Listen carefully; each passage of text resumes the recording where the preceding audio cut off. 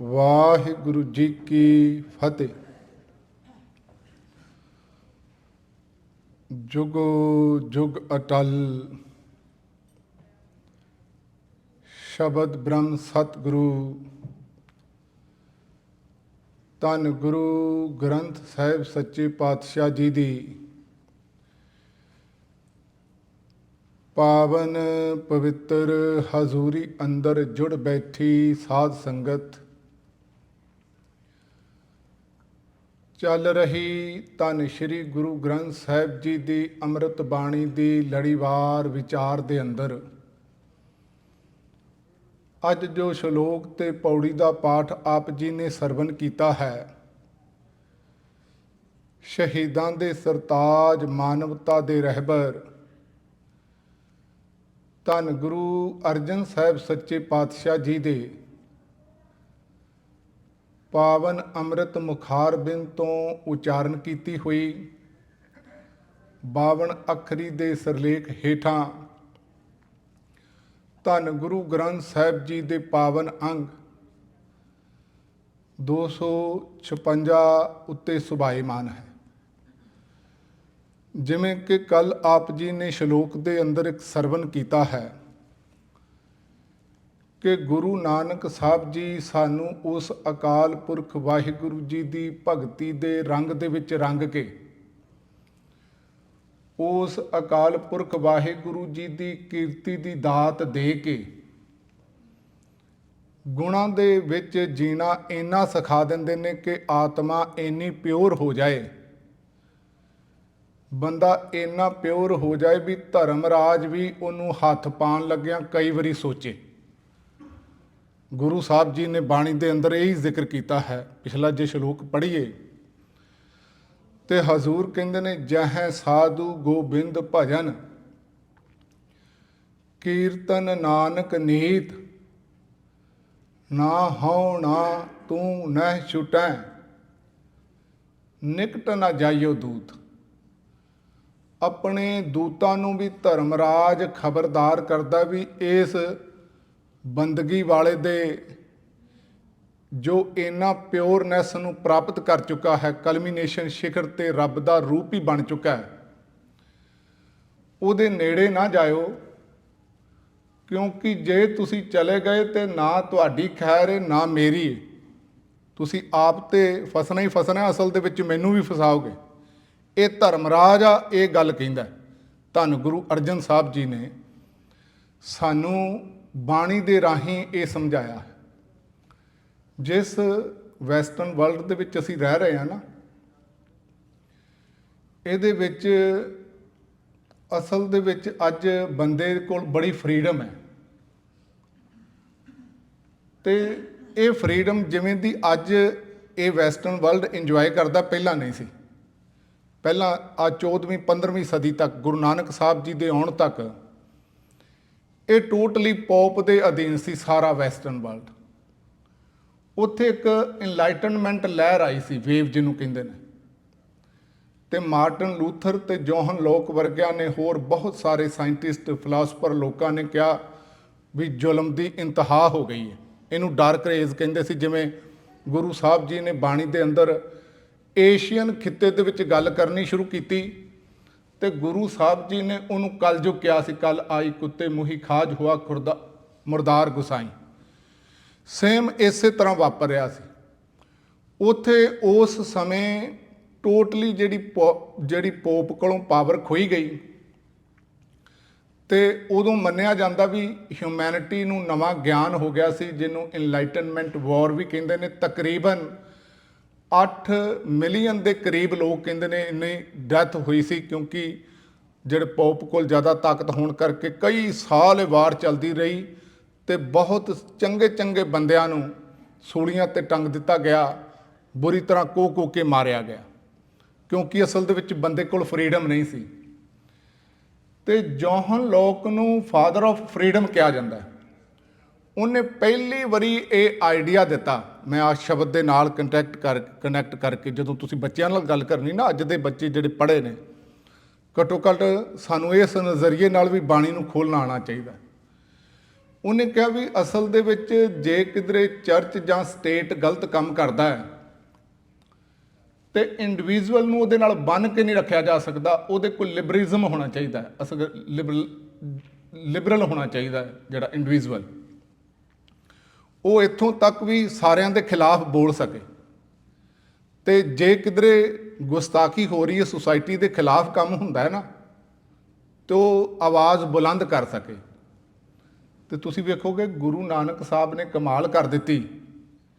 ਜਿਹੜਾ ਉੱਥੇ ਧਰਮ ਸੀ ਨਾ ਏਸ਼ੀਆ ਖਿੱਤੇ 'ਚ, ਇੰਡੀਆ ਦੇ ਵਿੱਚ ਖਾਸ ਕਰਕੇ ਧਾਰਮਿਕ ਆਗੂ ਲੋਕ, ਪ੍ਰੀਸਟਲੀ ਕਲਾਸ ਸੀ ਖਾਸ ਕਰਕੇ, ਗੁਰੂ ਸਾਹਿਬ ਜੀ ਦਾ ਸ਼ਬਦ ਤੁਸੀਂ ਕਈ ਵਾਰੀ ਸੁਣਿਆ ਹੋਣਾ, ਕਾਜੀ ਕੂੜ ਬੋਲ ਮਲ ਖਾਏ, ਬ੍ਰਾਹਮਣ ਨਹਾਵੈ ਜੀਆਂ ਘਾਏ, ਜੋਗੀ ਜੁਗਤ ਨਾ ਜਾਣਾ ਅੰਧ, ਤੀਨੇ ਉਜਾੜੇ ਕਾ ਬੰਦ। ਤਿੰਨੇ ਉਜਾੜਾ ਕਰਦੇ ਨੇ। ਫਿਰ ਬਾਬਰ ਨੂੰ ਜ਼ਾਬਰ ਕਹਿਣ ਦੀ ਜ਼ਰੂਰਤ ਕਿਹਨੇ ਕੀਤੀ ਹੈ? ਧੰਨ ਗੁਰੂ ਨਾਨਕ ਸਾਹਿਬ ਜੀ ਨੇ। ਹੋਰ ਤੇ ਨਹੀਂ ਬੋਲਿਆ, ਉੱਥੇ ਸਾਧ ਬਹੁਤ ਸਾਰੇ ਸਨ। ਇਹਦਾ ਮਤਲਬ ਇਹ ਗੁਰਬਾਣੀ ਦੇ ਅੰਦਰ ਗੁਰੂ ਸਾਹਿਬ ਜੀ ਨੇ ਫਿਰ ਸਾਨੂੰ ਵੀ ਜਦੋਂ ਸਿੱਖੀਜ਼ਮ ਦੀ ਨੀਂਹ ਰੱਖੀ ਤੇ ਲੋਰੀਆਂ ਦੇ ਕੇ ਪਾਲਣਾ ਸ਼ੁਰੂ ਕੀਤਾ। ਹਜ਼ੂਰ ਨੇ ਕਿਹਾ ਸੋ ਜੀਵੈ ਜਿਸ ਮਨ ਵਸਿਆ ਸੋਏ। ਤੁਸੀਂ ਉਸ ਅਕਾਲ ਪੁਰਖ ਨੂੰ ਇੰਨਾ ਮਨ ਦੇ ਵਿੱਚ ਵਸਾ ਲੈਣਾ ਹੈ, ਆਪਣੇ ਕਾਮ ਕ੍ਰੋਧ ਲੋਭ ਮੋਹ ਹੰਕਾਰ ਦੇ ਉੱਤੇ ਟੋਟਲੀ ਕਾਬੂ ਪਾ ਲੈਣਾ ਤੇ ਇੱਕ ਪਿਓਰ ਆਤਮਾ ਬਣ ਜਾਣਾ, ਜਿਹੜਾ ਹੁਕਮ ਕੀਤਾ ਹਜ਼ੂਰ ਨੇ ਵੀ ਉਸ ਅਕਾਲ ਪੁਰਖ ਦੇ ਨਾਲ ਜੁੜ ਕੇ ਤੁਸੀਂ ਆਪ ਕੋਈ ਗੁਨਾਹ ਦੇ ਵਿੱਚ ਨਹੀਂ ਫਸਣਾ।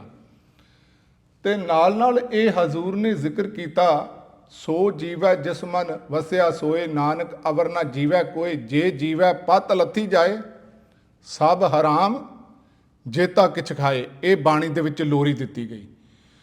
ਤੇ ਨਾਲ ਹੀ ਗੁਰੂ ਸਾਹਿਬ ਜੀ ਨੇ ਸਿੱਖੀਜ਼ਮ ਦੇ ਵਿੱਚ ਖਾਸ ਕਰਕੇ ਸਿੱਖਾਂ ਨੂੰ ਇਹ ਬਾਣੀ ਦੇ ਵਿੱਚ ਤਿਆਰ ਕਰਨਾ ਸ਼ੁਰੂ ਕਰ ਦਿੱਤਾ ਵੀ ਦੁਨੀਆ ਦਾ ਬੰਦਾ ਇੰਨਾ ਰੱਬ ਦਾ ਜਨ ਪਿਓਰ ਹੋਵੇ, ਧਰਤੀ ਤੇ ਵੀ ਕੋਈ ਕਾਨੂੰਨ ਉਹਨੂੰ ਹੱਥ ਨਾ ਪਾ ਸਕੇ।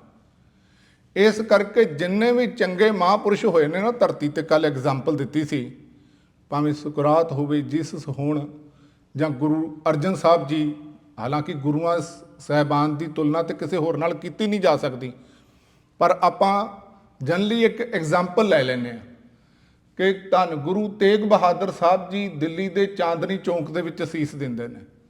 ਆਹ ਜਿਹੜੇ ਦਿਨ ਚੱਲਦੇ ਪਏ ਨੇ, ਮਾਤਾ ਗੁਜਰ ਕੌਰ ਤੇ ਛੋਟੇ ਸਾਹਿਬਜ਼ਾਦਿਆਂ ਨੇ ਸ਼ਹਾਦਤਾਂ ਦੇ ਜਾਮ ਪੀਤੇ ਨੇ ਮਨੁੱਖਤਾ ਲਈ।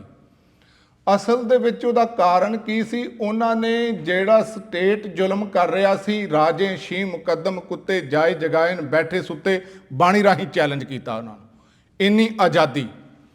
ਤੇ ਫਿਰ ਜਿਹੜਾ ਧਰਮ ਜ਼ੁਲਮ ਕਰ ਰਿਹਾ ਸੀ, ਅੰਧ ਵਿਸ਼ਵਾਸਾਂ ਦੇ ਵਿੱਚ ਫਸਾ ਕੇ ਲੋਕਾਂ ਨੂੰ ਲੁੱਟ ਰਿਹਾ ਸੀ, ਉਹਦੇ ਖਿਲਾਫ ਆਵਾਜ਼ ਬੁਲੰਦ ਕੀਤੀ। ਇਸ ਕਰਕੇ ਸ਼ਹਾਦਤ ਦਾ ਜਾਮ ਉਹਨਾਂ ਨੂੰ ਜਿਹੜਾ ਪੀਣਾ ਪਿਆ। ਉਹਦਾ ਕਾਰਨ ਹੈ ਜਦੋਂ ਧੰਨ ਗੁਰੂ ਅਰਜਨ ਸਾਹਿਬ ਜੀ ਦੀ ਸ਼ਹਾਦਤ ਦੇ ਬਾਰੇ ਵਿਦਵਾਨ ਲਿਖਦਾ ਇੱਕ ਡਾਕਟਰ ਕਨਿੰਗਮ ਨੇ ਗੱਲ ਕਹੀ ਹੈ, ਕਹਿੰਦਾ ਮੈਂ ਜਦੋਂ ਗੁਰੂ ਸਾਹਿਬ ਦੀ ਬਾਣੀ ਪੜ੍ਹਨਾ ਨਾ, ਉਹਦੇ ਵਿੱਚ ਕਈ ਵਾਰੀ ਇੰਨਾ ਸਮਾਜ ਦੇ ਪ੍ਰਚਲਿਤ ਕਰਮ ਕਾਂਡ ਵਹਿਮ ਭਰਮ ਜ਼ੁਲਮ ਉਹਨਾਂ ਦੇ ਖਿਲਾਫ ਇੰਨੀ ਰਿਵੋਲਟ ਹੈ, ਇੰਨਾ ਬਗਾਵਤ ਹੈ। ਤੇ ਕਹਿੰਦਾ ਮੈਂ ਸੋਚਦਾ ਸੀ ਗੁਰੂ ਨਾਨਕ ਸਾਹਿਬ ਦੀ ਬਾਣੀ ਪੜ੍ਹ ਕੇ ਵੀ ਇਹ ਸ਼ਹਾਦਤ ਪਹਿਲੇ ਜਾਮੇ ਦੇ ਵਿੱਚ ਕਿਵੇਂ ਨਹੀਂ ਹੋ ਗਈ, ਵੀ ਇਹ ਤੇ 5 ਜਾਮੇ ਜਿਹੜੇ ਗੁਰੂ ਸਾਹਿਬ ਜੀ ਨੇ ਕੱਢੇ, ਲੋਕਾਂ ਨੇ ਇੰਨੀ ਸੱਚਾਈ ਸੁਣ ਕਿਵੇਂ ਲਈ, ਜਿਹੜੀ ਇੰਨੀ ਸੱਚਾਈ ਸੀ ਹਿਊਮੈਨਿਟੀ ਦੇ ਹੱਕ ਦੇ ਵਿੱਚ। ਉਹਦਾ ਕਾਰਨ ਸੀ ਵੀ ਗੁਰੂ ਸਾਹਿਬ ਨੇ ਕਮਾਲ ਕੀਤੀ ਹੋਈ। ਅਸੀਂ ਬਾਣੀ ਨੂੰ ਜੇ ਇਸ ਤਰੀਕੇ ਦੇ ਨਾਲ ਵੇਖੀਏ ਨਾ, ਸਾਹਮਣੇ ਹਿਸਟਰੀ ਰੱਖ ਕੇ, ਤੇ ਤੁਹਾਨੂੰ ਲੱਗੇਗਾ ਵੀ ਸਾਰਾ ਜਿਹੜਾ ਧਰਮ ਦਾ ਦਾਰੋ ਮਦਾਰ ਇੱਥੇ ਹੀ ਖੜਾ ਹੈ, ਵੀ ਰੱਬ ਦੀ ਦਰਗਾਹ ਦੇ ਵਿੱਚ ਜਾ ਕੇ ਇੱਕ ਫੈਸਲਾ ਹੋਣਾ ਹੈ ਤੇ ਉੱਥੇ ਧਰਮ ਰਾਜੇ ਤੋਂ ਕੋਈ ਨਹੀਂ ਬਚ ਸਕਦਾ। ਤੇ ਗੁਰੂ ਸਾਹਿਬ ਬਾਣੀ ਦੇ ਵਿੱਚ ਕਹਿਣ ਵੀ ਸੰਤਨ ਮੋਕੋ ਪੂੰਜੀ ਸੌਂਪੀ ਤੋ ਉਤਰਿਓ ਮਨ ਕਾ ਧੋਖਾ, ਧਰਮ ਰੱਬ ਰਾਏ ਅਬ ਕਹਾਂ ਕਰੈਗੋ, ਜੋ ਫਾਟਿਓ ਸਗਲੋ ਲੇਖਾ। ਵੀ ਧਰਮ ਰਾਜਾ ਮੇਰਾ ਕੀ ਕਰ ਲਏਗਾ। ਇਹੋ ਜੀ ਬਲੰਟ ਲੈਂਗੁਏਜ ਦੇ ਵਿੱਚ ਗੁਰੂ ਸਾਹਿਬ ਜੀ ਨੇ ਜਦੋਂ ਐਡਰੈਸ ਕਰਨਾ ਸ਼ੁਰੂ ਕੀਤਾ, ਔਰ ਕੇਵਲ ਐਡਰੈਸ ਨਹੀਂ, ਜਿਹੜੇ ਪੁਰਾਣੇ ਸਿੱਖ ਸੀ ਉਹ ਟੋਟਲ ਬਾਣੀ ਨੂੰ ਜੀਂਦੇ ਸਨ ਪਲ ਪਲ। ਤੇ ਗੁਰੂ ਸਾਹਿਬ ਜੀ ਨੇ ਉਹ ਸਾਰੇ ਸਿਸਟਮ ਨੂੰ ਹੀ ਚੈਲੰਜ ਕਰ ਦਿੱਤਾ।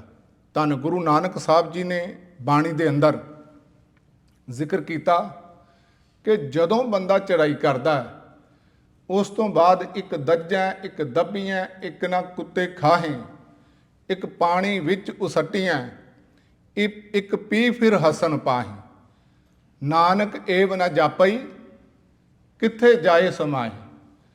ਵੀ ਜਿਹੜੇ ਚਲੇ ਗਏ ਨੇ ਉਹ ਅੱਜ ਤੱਕ ਉਹਨਾਂ ਨੂੰ ਜਾਂ ਤਾਂ ਬੰਦਾ ਜਿਹੜਾ ਅਸੀਂ ਜਾਣਦੇ ਆ ਨਾ, ਅਸੀਂ ਜਾਣਦੇ ਹਾਂ ਸ਼ਮਸ਼ਾਨ ਘਾਟ ਤੱਕ ਅਸੀਂ ਗਏ ਸੀ। ਜਿਹੜੇ ਲੋਕ ਕਬਰਾਂ ਤੱਕ ਲੈ ਕੇ ਜਾਂਦੇ ਨੇ ਮੁਸਲਮਾਨ ਲੋਕ ਜਾਂ ਕ੍ਰਿਸਚਨ ਲੋਕ, ਉਹ ਕਬਰਾਂ ਤੱਕ ਹੀ ਜਾਣਦੇ ਨੇ। ਉਸ ਤੋਂ ਬਾਅਦ ਮਿੱਟੀ ਤੇ ਮਿੱਟੀ 'ਚ ਮਿਲ ਜਾਂਦੀ ਹੈ, ਪੰਜ ਤੱਤਾਂ 'ਚ ਮਿਲ ਜਾਂਦੇ ਨੇ।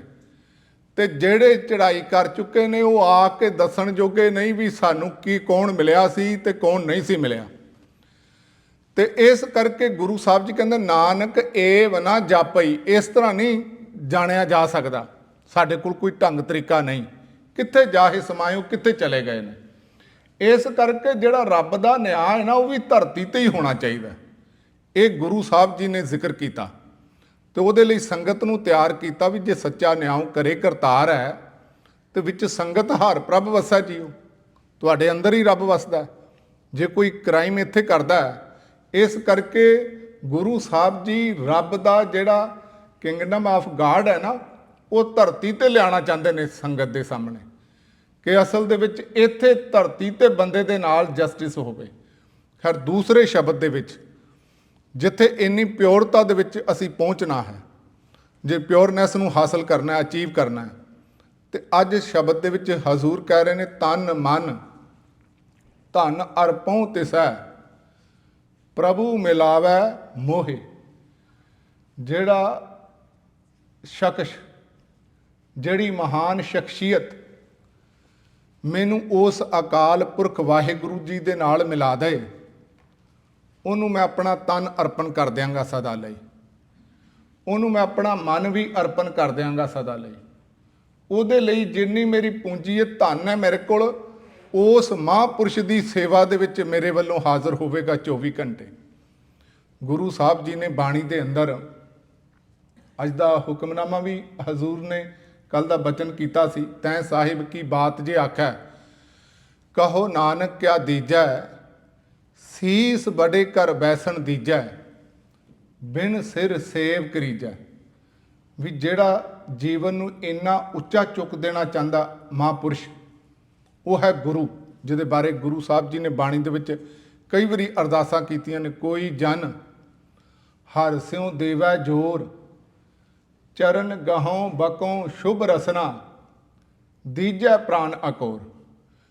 ਜਿਹੜਾ ਜਨ ਮੈਨੂੰ ਉਸ ਅਕਾਲ ਪੁਰਖ ਵਾਹਿਗੁਰੂ ਜੀ ਦੇ ਨਾਲ ਜੋੜ ਦੇ, ਮੈਂ ਉਹਦੇ ਚਰਨ ਫੜ ਲਾਂਗਾ ਸਦਾ ਲਈ। ਬਕੋਂ ਸ਼ੁਭ ਰਸਨਾ, ਜੋ ਹੁਕਮ ਕਰਨਗੇ ਉਹਦੇ ਲਈ ਮੈਂ ਉਹਦੀ ਆਪਣੀ ਜ਼ੁਬਾਨ ਨਾਲ ਸਾਰੀ ਜ਼ਿੰਦਗੀ ਮੇਰੀ ਜ਼ੁਬਾਨ ਕੇਵਲ ਉਹਦੀ ਬੋਲੀ ਬੋਲੇਗੀ ਜੋ ਉਹਨਾਂ ਨੇ ਹੁਕਮ ਕੀਤਾ, ਉਹਦੇ ਮੁਤਾਬਕ ਉਹਦੀ ਉਸਤਤ ਦੇ ਵਿੱਚ। ਫਿਰ ਆਪਣੇ ਪ੍ਰਾਣਾਂ ਦੀ ਭੇਟਾ ਵੀ ਮੈਨੂੰ ਦੇਣੀ ਪਏ, ਮੈਂ 24 ਘੰਟੇ ਹਾਜ਼ਰ ਹਾਂ, ਮੈਂ ਪ੍ਰਾਣਾਂ ਦੀ ਆਪਣੀ ਪੂਰੀ ਲਾਈਫ ਉਹਨੂੰ ਸਮਰਪਿਤ ਕਰ ਦਿਆਂਗਾ। ਇਹ ਧੰਨ ਗੁਰੂ ਅਰਜਨ ਸਾਹਿਬ ਜੀ ਨੇ ਅੱਜ ਦੇ ਸ਼ਬਦ ਦੇ ਅੰਦਰ, ਤੁਸੀਂ ਵੇਖੋ ਕਿਸੇ ਵੀ ਏਰੀਏ ਦੇ ਵਿੱਚ ਬੰਦੇ ਨੇ ਸਕਿੱਲ ਹਾਸਲ ਕਰਨੀ ਨਾ, ਹੁਣ ਅਸੀਂ ਬੈਠੇ ਹਾਂ,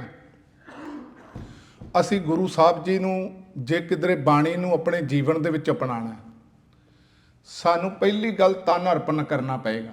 ਤਨ ਦਾ ਇੱਥੇ ਹਾਜ਼ਰ ਹੋਣਾ ਬੜਾ ਜ਼ਰੂਰੀ ਹੈ। ਤਨ ਦੀ ਵੀ ਸਾਰੀ ਐਕਟੀਵਿਟੀ ਜਿਹੜੀ ਹੈ ਨਾ ਉਹ ਗੁਰੂ ਦੇ ਮੁਤਾਬਕ ਹੋਣੀ ਚਾਹੀਦੀ ਹੈ। ਤੇ ਮਨ ਵੀ, ਮਨ ਜਿਹੜਾ ਨਾ ਸਰੀਰ ਦਾ ਵੈਸੇ ਕੋਈ ਹਿੱਸਾ ਨਹੀਂ, ਅਸਲ ਦੇ ਵਿੱਚ ਸਾਡਾ ਸੋਚਣ ਦਾ ਸਮਝਣ ਦਾ ਇੱਕ ਢੰਗ ਤਰੀਕਾ ਹੈ। ਬ੍ਰੇਨ ਸਰੀਰ ਦਾ ਹਿੱਸਾ ਹੈ। ਤੁਸੀਂ ਜਿੰਨਾ ਵੀ ਲਿਟਰੇਚਰ ਪੜ੍ਹੋਗੇ ਨਾ, ਅੱਜ ਤੋਂ 200 ਸਾਲ ਪਹਿਲਾਂ ਲਿਖਿਆ ਗਿਆ ਜਾਂ ਇਹ ਪਿਛਲੀ ਸਦੀ ਤੋਂ ਪਹਿਲਾਂ ਜਿਹੜਾ ਲਿਖਿਆ ਗਿਆ, ਉਹਦੇ ਵਿੱਚ ਮਨ ਦੀ ਗੱਲ ਕੀਤੀ ਗਈ ਜ਼ਿਆਦਾਤਰ। ਤੇ ਤੁਹਾਨੂੰ ਕਿਧਰੇ ਨਹੀਂ ਮਿਲੇਗਾ ਵੀ ਬ੍ਰੇਨ ਵੀ ਸੋਚਦਾ ਤੇ ਬ੍ਰੇਨ ਵੀ ਸਾਰਾ ਕੁਝ ਕਰ ਸਕਦਾ, ਉਹਦੇ ਅੰਦਰ ਇਮੋਸ਼ਨ ਪੈਦਾ ਹੁੰਦੇ ਨੇ। ਅੱਜ ਨਵੀਂ ਜਿਹੜੀ ਲੈਂਗੁਏਜ ਦੇ ਵਿੱਚ ਬ੍ਰੇਨ ਨੂੰ ਵੀ ਬੜਾ ਤਰਜੀਹ ਦੇ ਨਾਲ ਖੋਲ੍ਹਿਆ ਜਾਂਦਾ ਹੈ। ਇੰਨਾ ਜਿਵੇਂ ਅਸੀਂ ਮਨ ਨੂੰ ਖੋਲ੍ਹਦੇ ਹਾਂ, ਸੇਮ ਉਹਨਾਂ ਅਰਥਾਂ ਦੇ ਵਿੱਚ ਕਈ ਵਾਰੀ ਖੋਲ੍ਹਣ ਦਾ ਯਤਨ ਕੀਤਾ ਜਾਂਦਾ। ਤੇ ਅਸਲ ਦੇ ਵਿੱਚ ਜਿਹੜਾ ਮਨ ਹੈ ਨਾ, ਜਦੋਂ ਅਸੀਂ ਪੈਦਾ ਹੁੰਦੇ ਹਾਂ, ਬੱਚੇ ਦੇ ਕੋਲ ਕੇਵਲ ਫੀਲਿੰਗ ਹੁੰਦੀ ਹੈ, ਉਹਦੇ ਕੋਲ ਥਾਟ ਨਹੀਂ ਹੁੰਦੇ ਹੈਗੇ। ਤੇ ਜਿਹੜੇ ਮਾਤਾ ਪਿਤਾ ਕੋਲੋਂ ਬੱਚਾ ਰਹਿੰਦਾ ਉਹਨਾਂ ਕੋਲੋਂ ਵਰਡਿੰਗ ਸੁਣਦਾ ਹੈ, ਕੁਝ ਵੇਖ ਕੇ ਅਬਜ਼ਰਵ ਕਰਦਾ ਹੈ, ਆਪਣੀ ਉਹਦੀ ਐਨਾਲਿਸਿਸ ਹੁੰਦੀ ਹੈ, ਤੇ ਫਿਰ ਜੋ ਉਹ ਡਾਟਾ ਜਾਂਦਾ ਹੈ ਨਾ, ਕੁਝ ਗੱਲਾਂ ਤੇ ਸਾਡੇ ਕੋਲ ਵੇਖੋ DNA ਤੋਂ ਹੀ ਆ ਰਹੀਆਂ। ਅੱਜ ਡਾਕਟਰ ਕਹਿੰਦੇ ਨੇ ਜੈਨੇਟਿਕਲੀ ਅਸੀਂ ਮਾਤਾ ਪਿਤਾ ਤੋਂ ਇਨਹੈਰਿਟ ਕਰ ਰਹੇ ਹਾਂ, ਜਿਵੇਂ ਆਪਣੇ ਸਰੀਰ ਦੇ ਫੀਚਰਸ ਬਹੁਤ ਸਾਰੇ। ਇਸੇ ਤਰ੍ਹਾਂ ਬੰਦੇ ਦੀ ਹੈਲਥ ਕਿਵੇਂ ਦੀ ਰਹੇਗੀ। ਅੱਜ ਤੇ ਡਾਕਟਰ ਕੋਈ ਵੀ ਬਿਮਾਰੀ ਹੋਏ ਤਾਂ ਪੁੱਛਦੇ ਨੇ ਤੁਹਾਡੇ ਪੇਰੈਂਟਸ ਗ੍ਰੈਂਡ ਪੇਰੈਂਟਸ ਨੂੰ ਇਹ ਬਿਮਾਰੀ ਤਾਂ ਨਹੀਂ ਸੀ ਹੋਈ, ਡਾਇਬਟਿਕ ਤੇ ਨਹੀਂ ਸੀ ਉਹ, ਜਾਂ ਉਹਨਾਂ ਨੂੰ ਕੋਲੇਸਟ੍ਰੋਲ ਤੇ ਨਹੀਂ ਸੀ ਵੱਧਦੇ, ਜਾਂ ਹਾਰਟ ਦੀ ਕੋਈ ਪ੍ਰੋਬਲਮ ਤੇ ਨਹੀਂ ਸੀ। ਕਹਿਣ ਦਾ ਮਤਲਬ ਕੁਝ ਉੱਥੋਂ ਅਸੀਂ ਹੈਲਥ ਜਿਹੜੀ ਇਨਹੈਰਿਟ ਕਰਦੇ ਹਾਂ। ਤੀਸਰਾ ਹੁੰਦਾ ਸੁਭਾਅ ਦੇ ਵੀ ਬਹੁਤ ਸਾਰੇ ਗੁਣ ਜਿਹੜੇ ਨੇ ਉੱਧਰੋਂ ਆ ਰਹੇ ਨੇ ਸਾਡੇ ਕੋਲ। ਦੂਸਰੀ ਥਾਂ ਤੇ ਜਿਹੜਾ ਵਾਪਰਦਾ ਜਦੋਂ ਬੱਚਾ ਕੋਈ ਵੀ ਪੈਦਾ ਹੁੰਦਾ ਨਾ, 100% ਆਪਣੇ ਮਾਤਾ ਪਿਤਾ ਦੀ ਡਿਟੋ ਕਾਪੀ ਨਹੀਂ ਹੁੰਦਾ, ਕਿਉਂਕਿ ਉਹਦੇ 'ਚ ਇੱਕ ਸ਼ਬਦ ਹੈ ਨੈਚੁਰਲ ਸਿਲੈਕਸ਼ਨ। ਨੇਚਰ ਵੀ ਆਪਣਾ ਰੋਲ ਪਲੇ ਕਰਦੀ, ਉਹਦੇ 'ਚ ਕੁਝ ਖੂਬੀਆਂ ਹੁੰਦੀਆਂ ਨੇ। ਤੇ ਇਸ ਤੋਂ ਅਗਲਾ ਜਾ ਕੇ ਜਿਹੜਾ ਮਾਂ ਪਿਓ ਕੋਲੋਂ ਅਸੀਂ ਥਾਟ ਲੈਂਦੇ ਹਾਂ, ਜਿਹੜਾ ਸਾਡਾ ਮਨ ਬਣਦਾ ਖਾਸ ਕਰਕੇ, ਜਿਹੜੇ ਅਸੀਂ ਬਚਪਨ ਤੋਂ ਜੋ ਕੁਝ ਸਿੱਖਿਆ ਸਿਖਾਇਆ ਹੈ ਮਾਤਾ ਪਿਤਾ ਕੋਲੋਂ, ਸਕੂਲ ਕੋਲ, ਫਿਰ ਲਿਟਰੇਚਰ ਹੈ, ਫਰੈਂਡ ਸਰਕਲ ਹੈ, ਸਾਰੇ ਆਪਣਾ ਰੋਲ ਪਲੇ ਕਰਦੇ ਨੇ। ਬ੍ਰੇਨ ਜੋ ਡਾਟਾ ਜਾਂਦਾ ਰਹਿੰਦਾ, ਜਿੱਧਰ ਬੰਦੇ ਦਾ ਝੁਕਾਅ ਹੁੰਦਾ। ਫਿਰ ਇੱਕ ਕਿਰਪਾ ਦੀ ਵੀ ਗੱਲ ਅਸੀਂ ਕਈ ਵਾਰੀ ਗੁਰਬਾਣੀ ਦੇ ਵਿੱਚ ਪੜ੍ਹਦੇ ਹਾਂ ਨਾ, ਇਹਦੇ ਨਾਲ ਨਾਲ ਚੱਲੇਗੀ ਸਮਝਣ ਦੇ ਲਈ। ਫਿਰ ਸਾਡੇ ਸਰੀਰ ਦੇ ਉੱਤੇ ਖਾਣ ਪਾਣ ਦਾ ਤੇ ਬਾਹਰੀ ਵਾਤਾਵਰਨ ਦਾ ਵੀ ਬੜਾ ਅਸਰ ਹੁੰਦਾ। ਫਿਰ ਅੰਦਰ ਜਿਹੜੇ ਬ੍ਰੇਨ ਦੇ ਕੈਮੀਕਲਸ ਪੈਦਾ ਹੁੰਦੇ ਨੇ, ਡੋਪਾਮੀਨ, ਆਕਸੀਟੋਸਿਨ, ਕੋਰਟੀਸੋਲ ਲੈਵਲ ਹੈ, ਉਹਦਾ ਵੀ ਬੜਾ ਅਸਰ ਹੁੰਦਾ। ਸੁਭਾਅ, ਮੂਡ ਬੰਦੇ ਦਾ ਸਵਿੰਗ ਅਪ ਡਾਊਨ ਹੁੰਦਾ ਰਹਿੰਦਾ। ਇਸ ਕਰਕੇ ਵਿਦਵਾਨ ਇਹ ਗੱਲ ਮੰਨਦੇ ਨੇ, ਜਿਵੇਂ ਅਸੀਂ ਕਹਿੰਦੇ ਨਾ ਸਾਰਾ ਕੁਝ ਕਿਰਪਾ ਨਾਲ ਹੁੰਦਾ ਧਰਮ ਦੇ ਵਿੱਚ, ਤੇ ਮਾਡਰਨ ਲੈਂਗੁਏਜ ਦੇ ਵਿੱਚ ਕਿਹਾ ਜਾਂਦਾ ਵੀ ਇਜ਼ ਐਵਰੀਥਿੰਗ ਇਜ਼ ਪ੍ਰੀ ਆਰਡੈਂਡ ਔਰ ਵੀ ਹੈਵ ਫ੍ਰੀ ਵਿਲ। ਵੀ ਕੀ ਸਾਰਾ ਕੁਝ ਮੁਕਰਰ ਕੀਤਾ ਗਿਆ ਵੀ ਜੋ ਕੁਝ ਹੋਣਾ ਹੈ ਸਾਡੀ ਜ਼ਿੰਦਗੀ 'ਚ। ਜਿਵੇਂ ਅਸੀਂ ਗੁਰਬਾਣੀ ਦੇ ਵਿੱਚ ਸ਼ਬਦ ਪੜ੍ਹਦੇ ਹਾਂ ਨਾ, ਵਦੀ ਸੋ ਵੱਜਗ ਨਾਨਕਾ ਸੱਚਾ ਵੇਖੈ ਸੋਏ, ਸਭਨੀ ਛਾਲਾਂ ਮਾਰੀਆਂ ਕਰਤਾ ਕਰੇ ਸੋ ਹੋਏ। ਗੁਰੂ ਸਾਹਿਬ ਜੀ ਨੇ ਜ਼ਿਕਰ ਕੀਤਾ ਵੀ ਜੋ ਰੱਬ ਕਰਤਾ ਕਰਦਾ ਉਹੀ ਕੁਝ ਵਾਪਰਦਾ। ਤੇ ਅੱਜ ਪੂਰਾ ਕੋਰਸ ਨੇ ਸਟੈਨਫੋਰਡ ਯੂਨੀਵਰਸਿਟੀ ਦੇ ਵੀ ਬੰਦੇ ਦੀ ਇੱਛਾ, ਜਿਹਨੂੰ ਸੈਲਫ ਫਰੀ ਵਿਲ ਅਸੀਂ ਕਹਿੰਦੇ ਹਾਂ ਨਾ, ਇਹ ਅਸਲ ਦੇ ਵਿੱਚ ਇੱਕ ਭੁਲੇਖਾ ਜਿਹਾ ਹੁੰਦਾ। ਬੰਦਾ ਕੁਦਰਤ ਦਾ ਪੂਰਾ ਜਿਹੜਾ ਗੁਲਾਮ ਹੈ ਉਹ ਸਟਰਕਚਰ ਦਾ, ਵੀ ਸਾਰਾ ਕੁਝ ਜਿਵੇਂ ਗੁਰਬਾਣੀ ਕਹਿੰਦੀ ਨਾ, ਰੱਬ ਦੀ ਹੁਕਮ ਦੇ ਨਾਲ ਆਪੇ ਸੰਗਤ ਸੱਦ ਬਹਾਲੇ, ਆਪੇ ਵਿਦਾ ਕਰਾਵੈ, ਵੀ ਆਪੇ ਹੀ ਅਕਾਲ ਪੁਰਖ ਸੰਗਤ ਦੇ ਵਿੱਚ ਸਾਨੂੰ ਸੱਦਦਾ। ਅੱਜ ਜਿਵੇਂ ਅਸੀਂ ਆਏ ਹਾਂ ਨਾ, ਬੈਠੇ ਹਾਂ, ਇਹ ਜਿਹੜਾ ਥਾਟ ਪਹਿਲਾਂ ਆਇਆ ਨਾ, ਚਲੋ ਉੱਠ ਕੇ ਗੁਰਦੁਆਰੇ ਚੱਲੀਏ, ਉਹ ਸਾਡੇ ਪਾਸਟ ਦੇ ਕਰਮਾਂ ਦੇ ਉੱਤੇ ਡਿਪੈਂਡ ਕਰਦਾ।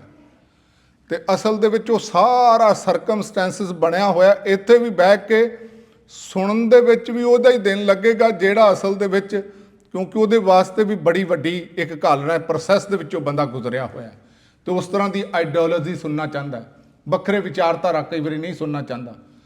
ਇਸ ਕਰਕੇ ਜਿਹੜਾ ਇਹ ਗੱਲ ਜ਼ਿਆਦਾਤਰ ਵਿਦਵਾਨਾਂ ਲਈ ਇਹ ਐਕਸੈਪਟੇਬਲ ਹੈ। ਔਰ ਪੂਰੀਆਂ ਬਹੁਤ ਸਾਰੀਆਂ ਬੁੱਕਸ, ਕੋਰਸ ਜਿਹੜੇ ਲਾਂਚ ਹੋ ਚੁੱਕੇ ਨੇ ਕਿ ਬੰਦੇ ਦੀ ਆਪਣੀ ਮਰਜ਼ੀ ਨਹੀਂ, ਜਿਹਨੂੰ ਉਹ ਅਕਾਲ ਪੁਰਖ ਵਾਹਿਗੁਰੂ ਦੇ ਸ਼ਬਦ ਅਸੀਂ ਪੜ੍ਹਦੇ ਹਾਂ ਨਾ, ਜਿਸਨੂੰ ਲਾਏ ਲਹੇ ਸੋ ਲਾਗੈ ਭਗਤ ਤੁਹਾਰਾ ਸੋਈ। ਵੀ ਹੇ ਅਕਾਲ ਪੁਰਖ ਵਾਹਿਗੁਰੂ, ਜਿਨ੍ਹਾਂ ਨੂੰ ਤੁਸੀਂ ਆਪਣੀ ਭਗਤੀ ਦੇ ਵਿੱਚ ਜੋੜ ਲਓ, ਉਹੀ ਤੇਰੀ ਭਗਤੀ ਦੇ ਵਿੱਚ ਜੁੜ ਸਕਦੇ ਨੇ। ਤੇ ਅੱਜ ਗੁਰੂ ਸਾਹਿਬ ਜੀ ਨੇ ਸ਼ੁਰੂਆਤ ਕੀਤੀ ਹੈ ਕਿ ਇਸ ਕਰਕੇ ਇਹੋ ਜਿਹਾ ਗੁਰੂ ਜਦੋਂ ਮਿਲ ਪਏ ਤੇ ਉਦੋਂ ਅਸੀਂ ਪਹਿਲਾ ਕੰਮ ਕੀ ਕਰਨਾ ਹੈ। ਇਹ ਵਾਪਰ ਤੇ ਸਾਰਾ ਕੁਝ ਉਸ ਰੱਬ ਦੇ ਹੁਕਮ 'ਚ ਹੀ ਰਿਹਾ। ਨਦਰ ਕਰੇ ਜੇ ਆਪਣੀ ਤਾਂ ਨਦਰੀ ਸਤਿਗੁਰ ਪਾਇਆ। ਸੱਚੇ ਗੁਰੂ ਦੀ ਪ੍ਰਾਪਤੀ ਹੋਣੀ ਸਾਨੂੰ। ਤੇ ਜਦੋਂ ਗੁਰੂ ਦੀ ਪ੍ਰਾਪਤੀ ਹੋ ਜਾਏ, ਉਸ ਸਕਿੱਲ ਨੂੰ ਸਿੱਖਣ ਦੇ ਲਈ, ਗੁਰਸਿੱਖੀ ਨੂੰ ਪੂਰਾ ਆਪਣੇ ਜੀਵਨ ਦੇ ਵਿੱਚ ਅਪਣਾਉਣ ਦੇ ਲਈ ਸਾਨੂੰ ਤਨ ਅਰਪਣ ਕਰਨਾ ਪਏਗਾ। ਇੱਥੇ ਫਿਰ ਦੂਸਰਾ ਮਨ ਅਰਪਣ ਕਰਨਾ ਪਏਗਾ, ਫਿਰ ਧਨ ਅਰਪਣ ਕਰਨਾ ਪਏਗਾ। ਤੇ ਅੱਜ ਵੀ ਜਿਹੜੀ ਸਕਿੱਲ ਹੈ ਨਾ, ਵੇਖੋ 3-4 ਸਟੇਜਸ ਤੋਂ ਅਸੀਂ ਨਿਕਲਨੇ ਆ। 4 ਸਟੇਜਸ ਮਾਡਲ ਆਫ ਸਕਿੱਲ ਹੈ। ਪਹਿਲਾ ਹੁੰਦਾ ਬੰਦਾ ਅਨਕੌਂਸ਼ੀਅਸ ਇਨਕੰਪੀਟੈਂਸ, ਵੀ ਬੰਦਾ ਟੋਟਲੀ ਰਿਲੈਕਟੈਂਟ ਹੁੰਦਾ ਵੀ ਮੈਨੂੰ ਧਰਮ ਦੀ ਕੋਈ ਲੋੜ ਨਹੀਂ, ਗੁਰੂ ਦੀ ਕੋਈ ਲੋੜ ਨਹੀਂ, eat drink and B marrow. ਵੇਖੋ ਮੈਂ ਅਮਰੀਕਾ ਦੇ ਵਿੱਚ ਜਿਹੜਾ ਆ ਗਿਆ, ਜ਼ਿੰਦਗੀ ਸੈਟਲ ਚੱਲ ਰਹੀ ਹੈ, ਹੁਣ ਮੈਨੂੰ ਧਰਮ ਦੀ ਕੀ ਲੋੜ ਹੈ। Eat drink and B Mary, ਖਾਓ ਪੀਓ ਤੇ ਐਸ਼ ਕਰੋ, ਇਹ ਬੰਦੇ ਦੀ ਧਾਰਨਾ ਜਿਹੜੀ ਬਣਦੀ ਜਾ ਰਹੀ। ਔਰ ਬਹੁਤ ਸਾਰੇ ਲੋਕ ਧੜਾ ਇਹ ਖੁੱਲ੍ਹੇਆਮ ਹੀ ਅੱਜ ਕੱਲ੍ਹ ਤੇ ਜਿਹੜੇ ਕਹਿੰਦੇ ਨੇ we are atheist, we don't believe on God, ਵੀ ਰੱਬ ਦੇ ਉੱਤੇ ਅਸੀਂ ਯਕੀਨ ਨਹੀਂ ਕਰਦੇ। ਇਹਦਾ ਮਤਲਬ ਮਾਇਆ ਦੇ ਵਿੱਚ ਬੰਦਾ ਫਸ ਕੇ ਨਾ, ਪਹਿਲੀ ਗੱਲ ਤੇ ਅਰਪਣ ਹੀ ਨਹੀਂ ਕਰਨਾ ਚਾਹੁੰਦਾ, ਨਾ ਸਰੀਰ ਕਰਕੇ ਧਾਰਮਿਕ ਸਥਾਨ ਤੇ ਆਉਣਾ ਚਾਹੁੰਦਾ। ਅੱਜ ਸਾਡੀ ਕਈ ਵਾਰੀ ਪ੍ਰੋਬਲਮ ਹੁੰਦੀ ਵੀ ਬੱਚੇ ਜੀ ਗੁਰਦੁਆਰੇ ਆਉਣ ਵਾਸਤੇ ਤਿਆਰ ਨਹੀਂ, ਉਹ ਕਹਿੰਦੇ ਨੇ ਸਾਨੂੰ ਤੇ ਲੋੜ ਹੀ ਨਹੀਂ। ਅਸਲ ਦੇ ਵਿੱਚ ਅਸੀਂ ਤੇ ਉਸ ਤੋਂ ਬਿਨਾਂ ਹੀ ਠੀਕ ਹਾਂ, ਜਾਂ ਜੋ ਕੁਝ ਦੱਸਿਆ ਜਾਂਦਾ ਉਹ ਇਰੈਲੀਵੈਂਟ ਦੱਸਿਆ ਜਾਂਦਾ। ਇਸ ਤਰ੍ਹਾਂ ਦੀਆਂ ਆਤਮਾਵਾਂ ਬਹੁਤ ਸਾਰੇ ਲੋਕ ਰਹੇ ਨੇ। ਆ ਛੋਟੀ ਜਿਹੀ ਇੱਕ ਐਗਜ਼ਾਮਪਲ, ਕਿਉਂਕਿ ਸਾਡਾ ਸਾਰਿਆਂ ਦਾ ਮਨ ਉੱਥੇ ਕਿਧਰੇ ਸਟਕ ਹੋ ਸਕਦਾ। ਮੈਂ ਵਾਸ਼ਿੰਗਟਨ ਦੇ ਵਿੱਚ ਹੀ ਸੀ ਅਤੇ ਇੱਕ ਸੱਜਣ ਹੁੰਦੇ ਸੀ ਕਥਾ ਦੇ ਵਿੱਚ, ਅਤੇ ਇੱਕ ਦਿਨ ਮੈਨੂੰ ਘਰ ਲੈ ਗਏ, ਅਤੇ ਘਰ ਜਾਂਦਿਆਂ ਹੀ ਨਾ ਉਹਨਾਂ ਨੇ ਗੱਡੀਆਂ ਦੇ ਆਪਣੇ ਰੇਟ ਦੱਸਣੇ, ਪ੍ਰਾਈਸ ਦੱਸਣੇ ਸ਼ੁਰੂ ਕਰ ਦਿੱਤੇ ਵੀ ਆਹ ਇੰਨੇ ਦੀ ਲਈ, ਆਹ ਇੰਨੇ ਦੀ।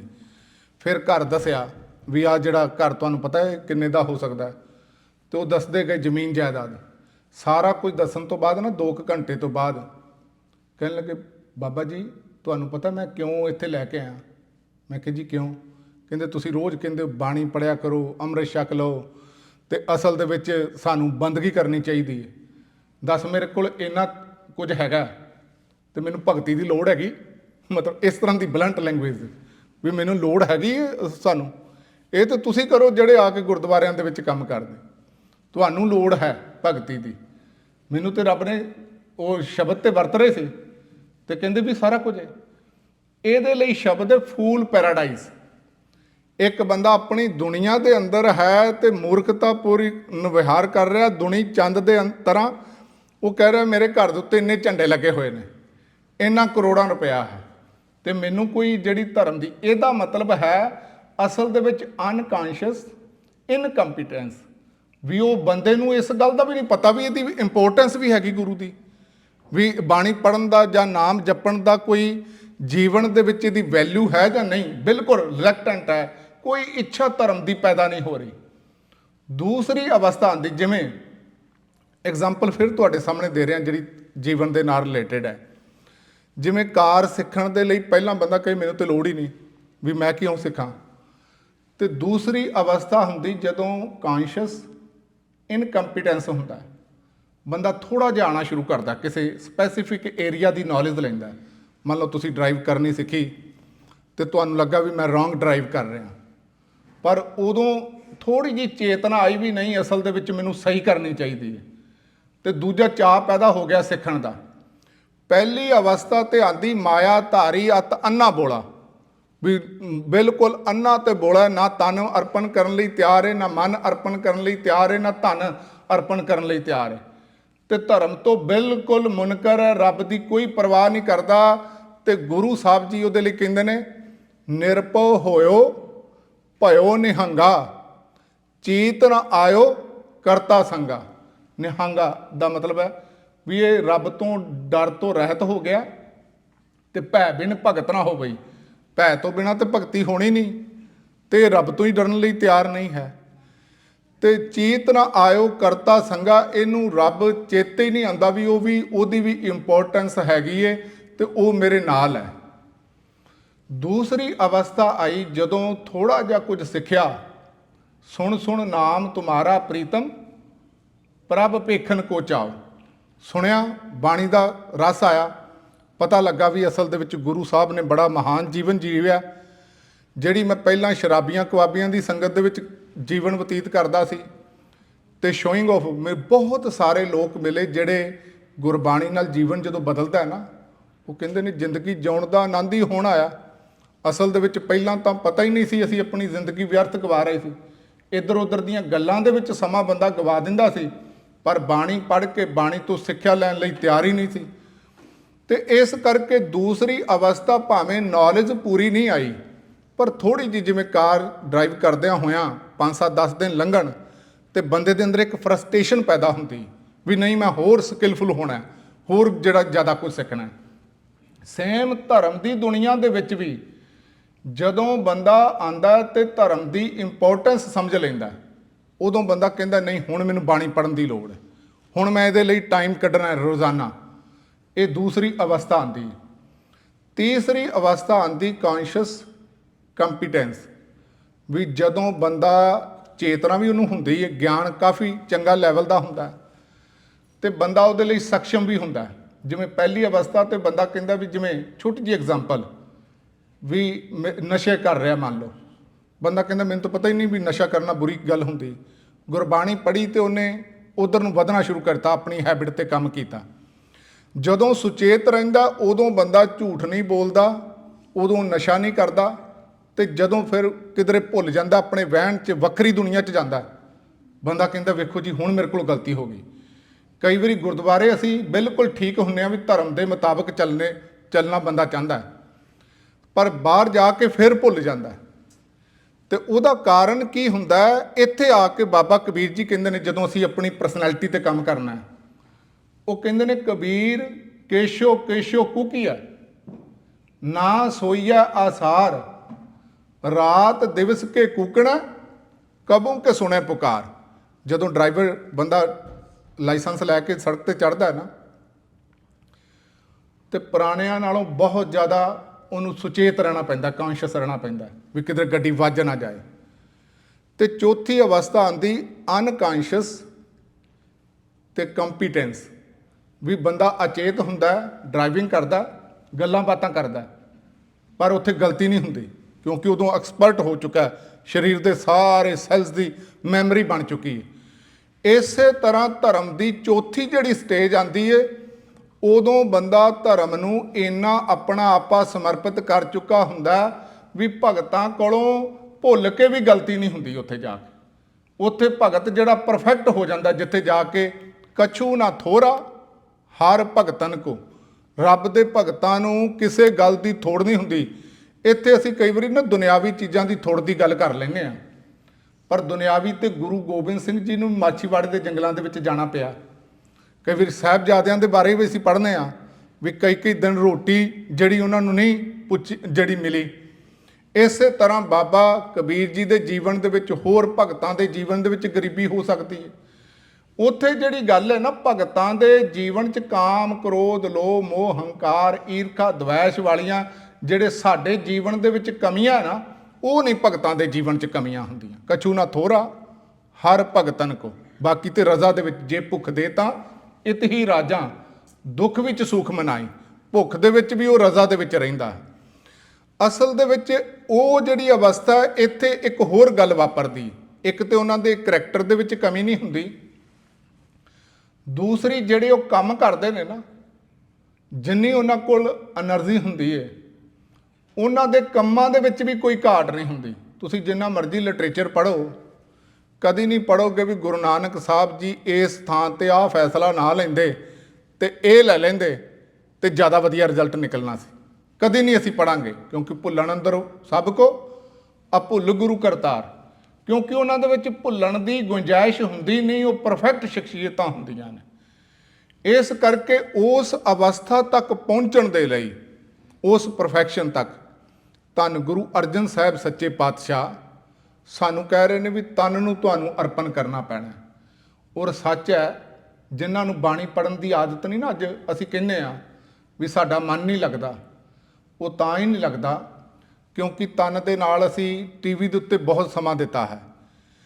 ਫੋਨ ਦੇ ਉੱਤੇ ਐਵਰੇਜ ਹਰ ਬੰਦਾ 3-4 ਘੰਟੇ ਰੋਜ਼ ਦੇ ਰਿਹਾ ਹੈ, ਤੇ ਅਸੀਂ ਲੋਕਾਂ ਦੇ ਨਾਲ ਬਹਿਣਾ ਸਿੱਖ ਲਿਆ ਹੈ। ਤੇ ਗੁਰੂ ਸਾਹਿਬ ਜੀ ਨੇ ਜਿਨ ਕੇ ਚਿੱਤ ਕਠੋਰ ਹੈ ਸੇ ਬਹਿ ਨਾ ਸਤਿਗੁਰ ਪਾਸ, ਅਸੀਂ ਅੰਦਰੋਂ ਜਿਹੜੇ ਗੁਰੂ ਵੱਲੋਂ ਕਠੋਰ ਹੋ ਚੁੱਕੇ ਹਾਂ, ਇਸ ਸਿੱਖੀ ਵੱਲੋਂ ਅਸੀਂ ਪੱਥਰ ਦਿਲ ਹੋ ਚੁੱਕੇ ਹਾਂ ਵੀ ਗੁਰੂ ਸਾਹਿਬ ਨੇ ਚਲੋ ਕੁਰਬਾਨੀਆਂ ਕੀਤੀਆਂ ਹੋਣਗੀਆਂ, ਤੇ ਬੰਦਾ ਪਰਵਾਹ ਨਹੀਂ ਕਰ ਰਿਹਾ। ਇਸ ਕਰਕੇ ਜਿਨ ਕੇ ਚਿੱਤ ਕਠੋਰ ਹੈ ਸੇ ਬਹਿ ਨਾ ਸਤਿਗੁਰ ਪਾਸ, ਕਿਉਂਕਿ ਉੱਥੇ ਸੱਚ ਵਰਤਦਾ, ਕੁੜਿਆਰਾਂ ਚਿੱਤ ਉਦਾਸ। ਤੇ ਜਦੋਂ ਵੇਖੋ ਜਿਹੜੇ ਮਨ ਦਾ ਜਿਹੜੀ ਸਾਇੰਸ ਹੈ ਨਾ, ਬਾਡੀ ਦੀ ਜਿਹੜੀਆਂ ਚੀਜ਼ਾਂ ਤੇ ਅਸੀਂ ਪੜ੍ਹਦੇ ਹਾਂ, ਸਾਡੇ ਅੰਦਰ ਡੋਪਾਮਾਈਨ ਪੈਦਾ ਹੁੰਦਾ, ਸਾਨੂੰ ਉਹ ਚੰਗੀਆਂ ਚੀਜ਼ਾਂ ਲੱਗਦੀਆਂ, ਬਾਰ-ਬਾਰ ਅਸੀਂ ਰਿਪੀਟ ਕਰਦੇ ਹਾਂ, ਉਹ ਸਾਡੀ ਐਡਿਕਸ਼ਨ ਬਣ ਜਾਂਦੀ ਹੈ। ਤੇ ਸੱਚ ਜਦੋਂ ਬਾਣੀ ਪੜ੍ਹਨੀ ਸ਼ੁਰੂ ਕਰ ਦਿਆਂਗੇ ਲਗਾਤਾਰ, ਤੇ ਸਾਨੂੰ ਬਾਣੀ ਦੇ ਵਿੱਚੋਂ ਵੀ ਰਸ ਆਉਣਾ ਸ਼ੁਰੂ ਹੋ ਜਾਏਗਾ। ਤੇ ਵਾਈਸ ਵਰਸਾ ਇਸੇ ਤਰ੍ਹਾਂ ਇਸ ਤੋਂ ਉਲਟ ਵੀ ਹੁੰਦਾ। ਕਈ ਵਾਰੀ ਮਨ ਨਹੀਂ ਬੰਦਾ ਕਹਿੰਦਾ ਲੱਗਦਾ, ਜਦੋਂ ਲਗਾਤਾਰ ਅਭਿਆਸ ਕਰਾਂਗੇ ਮਨ ਵੀ ਜਿਹੜਾ ਲੱਗਣਾ ਸ਼ੁਰੂ ਹੋ ਜਾਂਦਾ ਤਨ ਦੇ ਨਾਲ ਨਾਲ। ਫਿਰ ਧਨ ਦੀ ਡਾਇਰੈਕਸ਼ਨ ਜਿਹੜੀ ਬਦਲ ਜਾਂਦੀ ਏ। ਅਸਲ ਦੇ ਵਿੱਚ ਤਿੰਨਕਾ ਖਾਦਾ ਪੈਦਾ ਮਾਇਆ ਸਭ ਪਵਿੱਤਰ ਹੈ, ਜੋ ਨਾਮ ਹਰ ਰਾਤੇ, ਜਿਹੜੇ ਰੱਬ ਦੇ ਨਾਮ ਦੇ ਰੰਗ ਦੇ ਵਿੱਚ ਰੰਗੇ ਗਏ ਨੇ।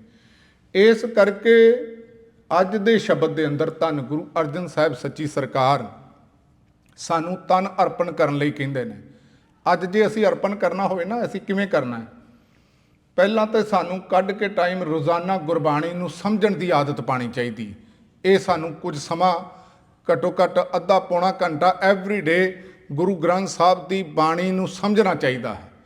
ਦੂਸਰਾ, ਸਾਨੂੰ ਥੋੜ੍ਹਾ ਜਿਹਾ ਇਤਿਹਾਸ ਵੀ ਸਿੱਖ ਕੌਮ ਕਿੱਥੋਂ ਕਿੱਥੋਂ ਕੁਰਬਾਨੀਆਂ ਦੇ ਦੌਰ 'ਚੋਂ ਨਿਕਲੀ ਹੈ, ਕਿਹੜੇ ਕਿਹੜੇ ਦੇ ਗਦਾਰ ਹੋਏ ਨੇ, ਕਿਹੜੇ ਕਿਹੜੇ ਸ਼ਹੀਦ ਹੋਏ ਨੇ, ਇਹ ਵੀ ਜਾਣਕਾਰੀ ਰੱਖਣੀ ਬੜੀ ਜ਼ਰੂਰੀ ਹੈ। ਤਾਂ ਕਿ ਅਸੀਂ ਜਦੋਂ ਕੌਮ ਦੇ ਵਿੱਚ ਆਪਣਾ ਰੋਲ ਪਲੇ ਕਰਨਾ ਤੇ ਉਦੋਂ ਤਨ ਦੇ ਨਾਲ ਅਸੀਂ ਐਕਟੀਵਿਟੀਆਂ ਐਕੂਰੇਟ ਕਰ ਸਕੀਏ ਵੀ ਕੀ ਕੀ ਕੰਮ ਅਸੀਂ ਕਰਨਾ ਹੈ। ਉਹਦੇ ਨਾਲ ਨਾਲ ਮਨ ਕਰਕੇ ਗਿਆਨ ਹਾਸਲ ਕਰਨਾ, ਇਨੋਵੇਟਿਵ ਹੋ ਕੇ ਵੀ ਜਿਹੜੀਆਂ ਗੱਲਾਂ ਕਰਨੇ ਆ ਗੁਰੂ ਨਾਨਕ ਸਾਹਿਬ ਜੀ ਬਾਣੀ 'ਚ ਕਹਿੰਦੇ ਨੇ, ਉਹ ਸਿਸਟਮ ਸਮਾਜ ਦੇ ਵਿੱਚ ਕਿਵੇਂ ਜਿਹੜਾ ਪੈਦਾ ਕੀਤਾ ਜਾ ਸਕਦਾ ਵੀ ਸਾਰੀ ਦੁਨੀਆ ਤੋਂ ਜਾਤ ਪਾਤ ਕਿਵੇਂ ਖਤਮ ਹੋਏ, ਬੰਦਾ ਬੰਦੇ ਨਾਲ ਨਫ਼ਰਤ ਨਾ ਕਰੇ, ਔਰਤ ਨੂੰ ਬਰਾਬਰ ਦਾ ਦਰਜਾ ਕਿਵੇਂ ਮਿਲ ਸਕਦਾ ਹੈ, ਫਿਰ ਝੂਠ ਦੁਨੀਆ ਤੋਂ ਕਿਵੇਂ ਜਾ ਸਕਦਾ ਹੈ, ਬੇਈਮਾਨੀ ਕਿਵੇਂ ਲੋਕਾਂ 'ਚੋਂ ਘਟ ਸਕਦੀ ਹੈ। ਇਹਨਾਂ ਤੇ ਆਪਣੇ ਆਪ ਤੇ ਵੀ ਕੰਮ ਕਰਨਾ ਤੇ ਸੁਸਾਇਟੀ ਨੂੰ ਵੀ ਬੈਟਰ ਬਣਾਉਣ ਦੇ ਲਈ ਅਸੀਂ ਕੰਮ ਕਰਨਾ ਹੁੰਦਾ। ਮਨ ਅਰਪਣ ਕਰਨ ਦਾ ਮਤਲਬ ਹੈ ਇਸ ਥਾਟ ਪ੍ਰੋਸੈਸ ਦੇ ਉੱਤੇ ਅਸੀਂ ਕੰਮ ਕਰਨਾ ਔਰ ਡਾਇਰੈਕਸ਼ਨ ਗੁਰੂ ਗ੍ਰੰਥ ਸਾਹਿਬ ਦੀ ਬਾਣੀ ਕੋਲੋਂ ਲਾਣੀ। ਫਿਰ ਸਿੱਖ ਕੌਮ ਕੋਲ ਪੈਸਾ ਬਹੁਤ ਘੱਟ ਹੈ। ਅਸੀਂ ਸ਼ੋਸ਼ਾਬਾਜੀ ਸ਼ਰਾਬਾਂ ਕਬਾਬਾਂ ਦੇ ਵਿੱਚ ਨਹੀਂ ਉਜਾੜਨਾ। ਅਸੀਂ ਪਾਰਟੀਆਂ ਕਰਕੇ ਲੋਕਾਂ ਨੂੰ ਨਹੀਂ ਦਿਖਾਣਾ ਵੀ ਇੰਨੇ ਕਰੋੜ ਦੀ ਪਾਰਟੀ ਕੀਤੀ ਸੀ ਤੇ ਇੰਨੇ ਆਰਕੈਸਟਰਾ ਨੂੰ ਅਸੀਂ ਸੱਦਿਆ ਸੀ, ਇੰਨੇ ਗਾਇਕਾਂ ਨੂੰ ਅਸੀਂ ਬੁਲਾ ਕੇ ਤੇ ਰਿਸ਼ਤੇਦਾਰਾਂ ਨੂੰ ਐਂਟਰਟੇਨ ਕੀਤਾ ਸੀ। ਉਹ ਪੈਸੇ ਨੂੰ ਅਸੀਂ ਗਰੀਬ ਦਾ ਮੂੰਹ ਗੁਰੂ ਦੀ ਗੋਲਕ ਸਮਝ ਕੇ ਲੋਕਾਂ ਦੀ ਐਜੂਕੇਸ਼ਨ ਦੇ ਵਿੱਚ ਲਾਣਾ, ਲੋਕਾਂ ਦੀ ਭਲਾਈ ਦੇ ਵਿੱਚ ਲਾਣਾ, ਚੰਗਾ ਸਿਸਟਮ ਜਿਹੜਾ ਦੁਨੀਆ ਨੂੰ ਪ੍ਰੋਵਾਈਡ ਕਰਾਉਣ ਲਈ। ਕਿਉਂਕਿ ਸਿੱਖ ਮੰਨ ਕੇ ਚੱਲਦਾ ਵੀ ਮਨ ਤਨ ਤੇਰਾ ਧਨ ਵੀ ਤੇਰਾ। ਜੇ ਧਨ ਤੇਰਾ ਹੈ, ਰੱਬ ਦਾ ਹੈ, ਗੁਰਦੁਆਰੇ ਦਾ ਮੰਨ ਲਓ, ਅਸੀਂ ਜੋ ਕੁਝ ਖਾ ਰਹੇ ਹਾਂ ਉਹ ਗੁਰੂ ਦਾ ਸਾਰਾ ਕੁਝ, ਤੇ ਫਿਰ ਅਸੀਂ ਆਪਣੀ ਹਉਮੈ ਦੇ ਵਿੱਚ ਨਹੀਂ ਖਰਚ ਸਕਦੇ ਉਹਨੂੰ। ਆਪਣੀ ਮਰਜ਼ੀ ਦੇ ਨਾਲ ਸਿੱਖ ਸ਼ਰਾਬ ਦੀ ਬੋਤਲ ਨਹੀਂ ਲੈ ਸਕਦਾ, ਕਿਉਂਕਿ ਅਸਲ ਦੇ ਵਿੱਚ ਨਸ਼ਿਆਂ ਦਾ ਵਪਾਰੀ ਨਹੀਂ ਬਣ ਸਕਦਾ। ਉਹਦੀ ਅਰਨਿੰਗ ਵੀ ਨਸ਼ਿਆਂ ਦੇ ਵਪਾਰ ਤੋਂ ਨਹੀਂ ਆ ਸਕਦੀ। ਇਹ ਵੀ ਗੱਲ ਹੈ, ਕਿਉਂਕਿ ਸੁਸਾਇਟੀ ਨੂੰ ਜੇ ਬਣਾਉਣਾ ਚਾਹੁੰਦੇ ਹਾਂ ਅਸੀਂ ਗੁੱਡ, ਤੇ ਫਿਰ ਅਸਲ ਦੇ ਵਿੱਚ ਸਾਨੂੰ ਇਹ ਬੋਲਡ ਸਟੈਪ ਆਪਣੀ ਜ਼ਿੰਦਗੀ ਦੇ ਵਿੱਚ ਲੈਣੇ ਹੀ ਪੈਣਗੇ। ਗੁਰੂ ਸਾਹਿਬ ਨੇ ਬਾਣੀ ਦੇ ਵਿੱਚ ਜ਼ਿਕਰ ਕੀਤਾ, ਸੋਧਤ ਸੋਧਤ ਤਤ ਵਿਚਾਰਾ, ਬਿਨ ਹਰ ਭਜਨ ਨਹੀਂ ਛੁਟਕਾਰਾ। We don't have any other option. ਸਾਡੇ ਕੋਲ ਕੋਈ ਆਪਸ਼ਨ ਨਹੀਂ ਹੈ। ਅਸਲ ਦੇ ਵਿੱਚ ਅਸੀਂ ਇਸ ਗੁਰੂ ਗ੍ਰੰਥ ਸਾਹਿਬ ਦੀ ਬਾਣੀ ਦੇ ਮੁਤਾਬਕ ਅਸੀਂ ਜੀਵਨ ਜੀਣਾ ਹੈ। ਤੇ ਹਜ਼ੂਰ ਕਹਿੰਦੇ ਨੇ, ਨਾਨਕ ਭਰਮ ਭਉ ਕੱਟੀਐ, ਚੂਕੈ ਜਮ ਕੀ ਜੋ। ਇਹਦੇ ਨਾਲ ਹੋਏਗਾ ਕਿ ਗੁਰੂ ਦੇ ਸੰਪਰਕ ਦੇ ਵਿੱਚ ਆਉਣ ਨਾਲ ਪ੍ਰਭ ਕੀ ਸ਼ਰਨ ਸਗਲ ਭੈ ਲਾਥੇ। ਸਾਰੀਆਂ ਚਿੰਤਾਵਾਂ ਦੂਰ ਹੋ ਜਾਣਗੀਆਂ, ਭਾਵੇਂ ਇਕਨੋਮਿਕਲੀ ਚਿੰਤਾ ਹੋਣ, ਭਾਵੇਂ ਪੋਲੀਟੀਕਲੀ ਵੀ। ਬਾਬਾ ਬੰਦਾ ਸਿੰਘ ਬਹਾਦਰ ਦੀ ਤਰ੍ਹਾਂ ਦੁਸ਼ਮਣ ਦੀ ਅੱਖ ਦੇ ਵਿੱਚ ਅੱਖ ਪਾ ਕੇ ਬੰਦੇ ਨੂੰ ਪੁੱਤਰ ਦਾ ਕਲੇਜਾ ਮੂੰਹ ਦੇ ਵਿੱਚ ਪਵਾ ਕੇ ਜੁਰਤ ਆ ਜਾਏਗੀ ਸੱਚ ਦੇ ਨਾਲ ਖੜਨ ਦੀ। ਇਹ ਅਸਲ ਦੇ ਵਿੱਚ ਹੈ ਜਿਹੜਾ ਚੂਕਾ ਜਮ ਕੀ ਜੋ, ਵੀ ਜਮਾਂ ਦੀ ਸਾਰੀ ਜਿਹੜੀ ਦੁਨਿਆਵੀ ਤੌਰ ਤੇ ਵੀ ਜ਼ਾਲਮ ਨੇ, ਅੰਦਰ ਦੇ ਵਿਕਾਰਾਂ ਤੇ ਵੀ ਫਤਿਹ, ਤੇ ਮਰਨ ਤੋਂ ਬਾਅਦ ਤੇ ਉਹ ਧਰਮਰਾਜ ਨੂੰ ਵੀ ਚੈਲੰਜ ਕਰ ਲੈਂਦਾ ਸੀ ਬਾਣੀ ਨੂੰ ਪੜ੍ਹਨੇ ਆ। ਤੇ ਹਜ਼ੂਰ ਕਹਿੰਦੇ ਨੇ ਇਹ ਅਵਸਥਾ ਪਹੁੰਚ ਜਾਂਦੀ ਹੈ, ਤੱਤਾ ਤਾਂ ਸਿਉ ਪ੍ਰੀਤ ਕਰ, ਗੁਣ ਨਿਧ ਗੋਬਿੰਦ ਰਾਏ। ਰਾਜ ਦਾ ਮਤਲਬ ਹੈ ਮਾਲਕ, ਉਹ ਹੁਕਮ ਕਰਨ ਵਾਲਾ ਹੈ। ਜਿਵੇਂ ਆਮ ਕਿਹਾ ਜਾਂਦਾ ਨਾ, nature rules whole world by laws of nature. ਤੇ ਗੁਰੂ ਸਾਹਿਬ ਜੀ ਨੇ ਬਾਣੀ ਦੇ ਵਿੱਚ ਜ਼ਿਕਰ ਕੀਤਾ ਵੀ ਰੱਬ ਵੀ ਆਪਣੇ ਹੁਕਮ ਦੇ ਵਿੱਚ ਸਾਰੀ ਕਾਇਨਾਤ ਨੂੰ ਰੱਖਦਾ, ਜਿਹਦੇ ਬਾਰੇ ਅਸੀਂ ਪੜ੍ਹਨੇ ਹਾਂ, ਹੁਕਮ ਹੈ ਅੰਦਰ ਸਭ ਕੋ ਬਾਹਰ ਹੁਕਮ ਨਾ ਕੋਈ। ਉਹ ਇਹੋ ਜਿਹਾ ਰਾਜਾ ਹੈ, ਰਾਜਨ ਕੇ ਰਾਜਾ ਮਹਾਰਾਜਨ ਕੇ ਮਹਾਰਾਜਾ ਹੈ। ਇਸ ਕਰਕੇ ਉਹ ਰਾਏ, ਉਹਦੀ ਜਿਹੜੀ ਰੁਤਬਾ ਬਿਆਨ ਕੀਤਾ ਵੀ ਉਹ ਧਰਤੀ ਨੂੰ ਤੇ ਆਪਣੇ ਕੰਟਰੋਲ 'ਚ ਗੋਬਿੰਦ ਹੈ। ਗੋਬਿੰਦ ਦਾ ਮਤਲਬ ਜਿਹਨੇ ਧਰਤੀ ਨੂੰ ਕੰਟਰੋਲ ਰੱਖਿਆ, ਫਿਰ ਉਹ ਸਾਰਿਆਂ ਦੇ ਉੱਤੇ ਰੂਲ ਵੀ ਕਰ ਰਿਹਾ ਹੈ। ਉਹਦੇ ਰੂਲ ਦੇ ਵਿੱਚੋਂ ਅਸੀਂ ਬਾਹਰ ਨਹੀਂ ਜਾ ਸਕਦੇ। ਜਿਵੇਂ ਕੋਈ ਬੰਦਾ ਕਹੇ ਵੀ ਮੈਂ ਸ਼ਰਾਬ ਆਪਣੀ ਮਰਜ਼ੀ ਨਾਲ ਪੀ ਕੇ ਉਹਦੇ ਰੂਲ ਤੋਂ ਬਾਹਰ ਜਾ ਸਕਣਾ, ਪਰ ਜਦੋਂ ਹੀ ਪੀਏਗਾ ਉਸੇ ਸਮੇਂ ਉਹਦੇ ਬ੍ਰੇਨ ਤੇ ਅਸਰ ਕਰੇਗੀ ਤੇ ਜਾਂ ਲਿਵਰ ਗਲਣਾ ਸ਼ੁਰੂ ਹੋ ਜਾਏਗਾ। ਬੰਦਾ ਬੁਰੇ ਕੰਮ ਕਰਨ ਲਈ ਆਜ਼ਾਦ ਹੈ, ਪਰ ਉਹਦੇ ਕਨਸੀਕੁਐਂਸਿਸ ਜਿਹੜੇ ਨੇ, ਉਹਦੇ ਰਿਜ਼ਲਟ ਬੰਦੇ ਨੂੰ ਭੁਗਤਣੇ ਹੀ ਪੈਣਗੇ। ਝੂਠ ਬੋਲਣ ਲਈ ਬੰਦਾ ਆਜ਼ਾਦ ਹੈ। ਝੂਠ ਬੋਲਦਿਆਂ ਹੀ ਜਿਹੜਾ ਡਰ ਦਾ ਕੈਮੀਕਲ ਅੰਦਰ ਪੈਦਾ ਹੋਣਾ, ਜਿਹਨੇ ਤੁਹਾਨੂੰ ਐਂਜ਼ਾਇਟੀ ਦੇ ਵਿੱਚ, ਚਿੰਤਾ ਦੇ ਵਿੱਚ ਲੈ ਜਾਣਾ ਹੈ ਤੇ ਕਦੇ ਵੀ ਪਰਮ ਆਨੰਦ ਵਾਲੀ ਅਵਸਥਾ ਦੇ ਨੇੜੇ ਨਹੀਂ ਆਉਣ ਦੇਣਾ। ਇਹ ਕੋਸਟ ਹੈ ਝੂਠ ਬੋਲਣ ਦੀ। ਅਸਲ ਦੇ ਵਿੱਚ ਕੋਈ ਵੀ ਛਲ ਫਰੇਬ ਝੂਠ ਦੁਨੀਆ ਤੇ ਕੋਈ ਵੀ ਚੀਜ਼ ਕਰੋਗੇ ਤੇ ਉਹਦਾ ਗੁਲਾਮ ਬਣ ਕੇ ਉਹਦੀ ਸਜ਼ਾ ਮਿਲਣੀ ਹੀ ਮਿਲਣੀ ਹੈ, ਕਿਉਂਕਿ ਗੁਰੂ ਸਾਹਿਬ ਜੀ ਬਾਣੀ ਦੇ ਵਿੱਚ ਜ਼ਿਕਰ ਕਰਦੇ ਨੇ, ਐ ਕਰ ਕਰੇ ਸੋ ਐ ਕਰ ਪਾਏ, ਕੋਈ ਨਾ ਪਕੜੀਆ ਕਿਸੇ ਥਾਂ। ਇਹ ਰੱਬ ਦਾ ਅਸੂਲ ਹੈ, ਕੁਦਰਤ ਦਾ ਲਾਅ ਆਫ ਨੇਚਰ ਹੈ। ਤੇ ਹਜ਼ੂਰ ਅੱਜ ਕਹਿ ਰਹੇ ਨੇ ਇਸ ਕਰਕੇ ਉਹ ਕਿਉਂਕਿ ਰੂਲ ਕਰਦਾ ਸਾਡੇ ਤੇ, ਉਹਦੇ ਅਸੀਂ ਟੋਟਲੀ ਸਲੇਵ ਹਾਂ, ਗੁਲਾਮ ਹਾਂ, ਸਾਡੇ ਕੋਲ ਕੋਈ ਆਪਸ਼ਨ ਨਹੀਂ ਹੈ। ਇਸ ਕਰਕੇ ਵਧੀਆ ਗੱਲ ਇਹ ਵੇ ਵੀ ਅਸੀਂ ਉਹਦੇ ਗੁਣਾਂ ਦਾ ਉਹ ਖਜ਼ਾਨਾ, ਉਹਦੇ ਗੁਣਾਂ ਨੂੰ ਜੀਵਨ ਦੇ ਵਿੱਚ ਅਪਣਾ ਲਈਏ। ਤੇ ਗੁਰੂ ਸਾਹਿਬ ਜੀ ਕਹਿੰਦੇ ਨੇ ਇਹਦੇ ਨਾਲ ਇਹ ਕੀ ਹੋਏਗਾ ਵੀ ਕਈ ਵਾਰੀ ਬੰਦਾ ਕਹਿੰਦਾ ਜੀ ਧਰਮ ਨੂੰ ਅਪਣਾ ਲਿਆ ਤੇ ਹੋ ਸਕਦਾ ਹੈ ਮੈਨੂੰ ਜੀਵਨ 'ਚ ਨੁਕਸਾਨ ਹੀ ਨਾ ਹੋਵੇ। ਹਜ਼ੂਰ ਕਹਿੰਦੇ ਨੇ ਫਲ ਪਾਵੈ ਮਨ ਬਾਂਛ ਤੇ। ਹੁਣ ਬੰਦਾ ਮਨ ਬਾਂਛ ਤੇ ਫਲ ਨਹੀਂ ਪਾ ਰਿਹਾ। ਇੱਥੋਂ ਤੱਕ ਵੀ ਚਿੰਤਤ ਹੀ ਦੀਸੈ ਸਭ ਕੋਈ। ਹਰ ਬੰਦੇ ਨੂੰ ਕਿਸੇ ਨਾ ਕਿਸੇ ਕਿਸਮ ਦੀ ਤਮਾ ਲੱਗੀ ਹੈ ਤੇ ਜਿੱਥੇ ਉਹ ਪਹੁੰਚਣਾ ਚਾਹੁੰਦਾ ਨਹੀਂ ਪਹੁੰਚ ਰਿਹਾ। ਪਰ ਜਦੋਂ ਰੱਬ ਦੀ ਭਗਤੀ ਅਪਣਾ ਲੈਂਦਾ, ਕਿਉਂਕਿ ਬੰਦੇ ਦਾ ਗੋਲ ਮਾਇਆ ਤੇ ਖਤਮ ਹੀ ਹੋ ਜਾਂਦਾ। ਬੰਦਾ ਤਾਂ ਕਹਿੰਦਾ ਜਿੰਨੀ ਚੱਲਣ ਜਾਣਿਆ ਸੇਵ ਕਿਉਂ ਕਰਾਂ ਵਿਥਾਰ, ਵੀ ਦੁਨੀਆ ਤੇ ਬੜੇ ਥੋੜੇ ਸਮਾਂ ਰਹਿਣਾ ਤੇ ਹੁਣ ਮੈਂ ਵਿਸਤਾਰ ਕਰਨ ਦੀ ਕੀ ਲੋੜ ਹੈ। ਜਿੰਨੀ ਮੈਨੂੰ ਮਾਇਆ ਚਾਹੀਦੀ ਉਨੀ ਮੇਰੇ ਕੋਲ ਹੈ, ਉਹਦੀ ਧਰਮ ਦੀ ਕਿਰਤ ਕਰਦਾ। ਤੇ ਗੁਰੂ ਸਾਹਿਬ ਜੀ ਇੱਥੇ ਫਲ ਪਾਵੇਂ ਮਨ ਬਾਂਛਦੇ ਦਾ ਮਤਲਬ ਹੈ ਸਾਈ ਵਸਤ ਪ੍ਰਾਪਤ ਹੋਈ ਜਿਸ ਸੇਤੀ ਚਿਤ ਲਾਇਆ, ਉਹ ਰੱਬ ਦੇ ਨਾਲ ਚਿੱਤ ਜੋੜ ਕੇ ਰੱਖਦਾ ਤੇ ਰੱਬ ਉਹਨਾਂ ਨੂੰ ਪ੍ਰਾਪਤ ਹੋ ਜਾਂਦਾ ਹੈ। ਤੇ ਜਦੋਂ ਉਸ ਅਵਸਥਾ ਤੇ ਪਹੁੰਚ ਜਾਏ, ਹਜ਼ੂਰ ਕਹਿੰਦੇ ਨੇ ਤਪਤ ਤੁਹਾਰੀ ਜਾਏ। ਜਿਹੜੀ ਵੀ ਅੰਦਰ ਤਾਪ ਚੜਿਆ ਹੋਇਆ ਨਾ, ਬੰਦਾ ਬੁਰੇ ਕੰਮ ਕਰੇ ਨਾ, ਕਈ ਵਾਰੀ ਬੰਦੇ ਦੀ ਬਣਦੀ ਨਾ ਹੋਵੇ, ਬੰਦਾ ਕਹਿੰਦਾ ਇਹਨੂੰ ਪਤਾ ਨਹੀਂ ਕੀ ਤਾਪ ਚੜਿਆ। ਆਮ ਸ਼ਬਦਾਂ ਦੇ ਵਿੱਚ ਅਸੀਂ ਵਰਤਨੇ ਆ। ਇਸੇ ਤਰ੍ਹਾਂ ਸਾਨੂੰ ਸਾਰਿਆਂ ਨੂੰ ਝੂਠ ਬੋਲਣ ਦਾ ਤਾਪ ਚੜਿਆ ਹੋਇਆ, ਦੂਸਰੇ ਨਾਲ ਧੋਖਾ ਤੇ ਫਰੇਬ ਕਰਨ ਦਾ ਤਾਪ ਚੜਿਆ ਹੋਇਆ। ਸਾਨੂੰ ਹੰਕਾਰ ਦੇ ਵਿੱਚ ਦੂਜੇ ਨੂੰ ਨੀਵਾਂ ਦਿਖਾ ਕੇ ਆਪਣੇ ਆਪ ਨੂੰ ਉੱਚਾ ਹੋਣ ਦਾ ਭਰਮ ਦਾ ਬੁਖਾਰ ਚੜਿਆ ਹੋਇਆ ਹੈ। ਤੇ ਗੁਰੂ ਸਾਹਿਬ ਜੀ ਕਹਿੰਦੇ ਨੇ ਇਹ ਜਿਹੜੀ ਤੇਰੀ ਅੰਦਰ ਦੀ ਤਪਤ ਹੈ ਨਾ, ਔਗਣਾ ਵਾਲੀ ਤਪਿਆ ਫਿਰਨਾ ਹਰ ਕਿਸੇ ਨਾਲ, ਇਹ ਤੇਰੀ ਅਸਲ ਦੇ ਵਿੱਚ ਤਪਤ ਚਲੀ ਜਾਏਗੀ। ਤੂੰ ਸ਼ੀਤਲ ਹੋ ਜਾਏਗਾ, ਤੇਰੇ 'ਚ ਹੰਬਲਨੈਸ ਆ ਜਾਏਗੀ। ਤਰਾਸ ਮਿਟੈ ਜਮ ਪੰਥ ਕੀ ਜਾਸ ਬਸੈ ਮਨ ਨਾਮ। ਜਿਹਦੇ ਅੰਦਰ ਵੀ ਰੱਬ ਦਾ ਨਾਂ ਅੱਜ ਤੱਕ ਵਸਿਆ ਨਾ, ਜਮਾਂ ਦੇ ਡਰ ਤੋਂ ਉਹ ਬੰਦਾ ਰਹਿਤ ਹੋ ਗਿਆ। ਉਹ ਜਨ, ਉਹ ਸੇਵਕ ਅਕਾਲ ਪੁਰਖ ਵਾਹਿਗੁਰੂ ਜੀ ਦਾ। ਗਤ ਪਾਵਹਿ ਮਤ ਹੋਏ ਪ੍ਰਗਾਸ। ਤੇਰੇ ਮਤ ਜਿਹੜੀ ਨਾ ਇੰਨੀ ਪ੍ਰਗਾਸ ਗਿਆਨ ਦੇ ਉਸ ਲੈਵਲ ਦੇ ਉੱਤੇ ਪਹੁੰਚ ਜਾਏਗਾ ਜਿੱਥੇ ਜਾ ਕੇ ਤੇਰੇ ਜੀਵਨ ਨੂੰ ਜਿਹੜਾ ਮੋਮੈਂਟਮ, ਅਸਲ ਦੇ ਵਿੱਚ ਰਫਤਾਰ ਇਹਨੂੰ ਮਿਲ ਜਾਏਗੀ। ਗਤ ਦਾ ਮਤਲਬ ਇਹਨੂੰ ਇਸ ਤਰ੍ਹਾਂ ਵੀ ਸਮਝਣਾ ਹੈ ਥੋੜ੍ਹਾ ਜਿਹਾ। ਤੁਸੀਂ ਵੇਖੋ ਸਾਰੀ ਕੁਦਰਤ ਨਾ ਇੱਕ ਜਿਹੜੀ ਗਤੀਮਾਨ ਹੈ, ਧਰਤੀ ਘੁੰਮ ਰਹੀ ਹੈ, ਸੂਰਜ ਘੁੰਮ ਰਿਹਾ, ਹਰ ਚੀਜ਼ ਘੁੰਮ ਰਹੀ ਹੈ। ਸਾਡੀ ਜਦੋਂ ਸੁਰਤੀ ਇੱਕ ਥਾਂ ਤੇ ਟਿਕ ਜਾਂਦੀ ਹੈ, ਮੰਨ ਲਓ ਕਾਮ ਦੀ ਕਿਸੇ ਸ਼ਕਲ ਸੂਰਤ ਨੂੰ ਵੇਖਿਆ, ਉੱਥੇ ਜਿਹੜੀ ਟਿਕ ਗਈ ਹੈ, ਜਾਂ ਕ੍ਰੋਧ ਦੇ ਵਿੱਚ ਅਸੀਂ ਕਿਸੇ ਨੂੰ ਦੁਸ਼ਮਣ ਬਣਾ ਲਿਆ ਵੀ ਉਹਨੂੰ ਮੈਂ ਤਬਾਹ ਬਰਬਾਦ ਕਰਕੇ ਜਾਣਾ, ਉੱਥੇ ਟਿਕ ਗਈ ਹੈ ਸਾਡੀ ਸੁਰਤੀ। ਜਾਂ ਕਿਸੇ ਪੈਸੇ ਦੇ ਉੱਤੇ ਵੀ ਇਹੋ ਜਿਹਾ ਘਰ ਜਿਹਦਾ ਮੈਂ ਗਵਾਂਢੀ ਦਾ ਵੇਖਿਆ ਆ, ਇਹ ਬਣਾਉਣ ਦੇ ਲਈ ਭਾਵੇਂ ਮੈਨੂੰ ਚੋਰੀ ਕਰਨੀ ਪਏ, ਡਾਕਾ ਮਾਰਨਾ ਪਏ, ਦੂਜੇ ਦਾ ਪੈਸਾ ਲੁੱਟਣਾ ਪਏ, ਮਾਰਨ ਲਈ ਤਿਆਰ ਹੈ। ਇਹਦਾ ਮਤਲਬ ਪੈਸੇ ਤੇ ਸੁਰਤੀ ਰੁਕ ਗਈ ਹੈ, ਉਹ ਅੱਗੇ ਚੱਲਣੀ ਨਹੀਂ ਸ਼ੁਰੂ ਹੋਈ, ਉਹਦਾ ਵਿਕਾਸ ਨਹੀਂ ਵਾਪਰਿਆ। ਇਸੇ ਤਰ੍ਹਾਂ ਮੋਹ ਹੰਕਾਰ ਦੇ ਨਾਲ ਵਾਪਰਦਾ। ਤੇ ਗੁਰੂ ਸਾਹਿਬ ਜੀ ਕਹਿੰਦੇ ਨੇ ਇਹਨਾਂ ਦੀ ਪਕੜ ਦੇ ਵਿੱਚੋਂ ਜਦੋਂ ਸੁਰਤੀ ਨਿਕਲ ਜਾਏ ਨਾ, ਫਿਰ ਬੰਦੇ ਦੀ ਪਰਸਨੈਲਿਟੀ ਡਿਵੈਲਪਮੈਂਟ ਆਉਂਦੀ, ਫਿਰ ਬੰਦਾ ਸੱਚ ਵੱਲ ਵੱਧਦਾ ਹੈ। ਫਿਰ ਬੰਦਾ ਕਹਿੰਦਾ ਮੈਂ ਕਿਸੇ ਦਾ ਹੱਕ ਨਹੀਂ ਮਾਰਨਾ, ਇੱਧਰ ਰਫਤਾਰ ਬਣ ਜਾਂਦੀ ਬੰਦੇ ਦੀ। ਆਪਣੇ ਆਪ ਨੂੰ ਹੋਰ ਚੰਗਾ ਬਣਾਉਣ ਦੀ ਰਫਤਾਰ ਬੰਦੇ ਦੇ ਅੰਦਰ ਪੈਦਾ ਹੋ ਜਾਂਦੀ, ਔਗਣਾਂ ਦੇ ਉੱਤੇ ਪਕੜ ਕਰਕੇ।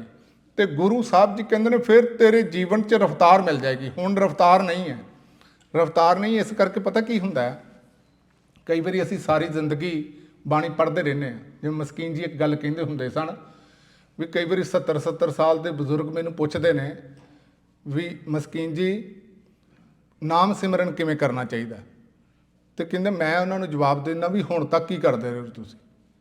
ਕਈ ਵਾਰੀ ਬੰਦਾ ਸਾਰੀ ਜ਼ਿੰਦਗੀ ਧਰਮ 'ਚ ਰਹਿੰਦਾ।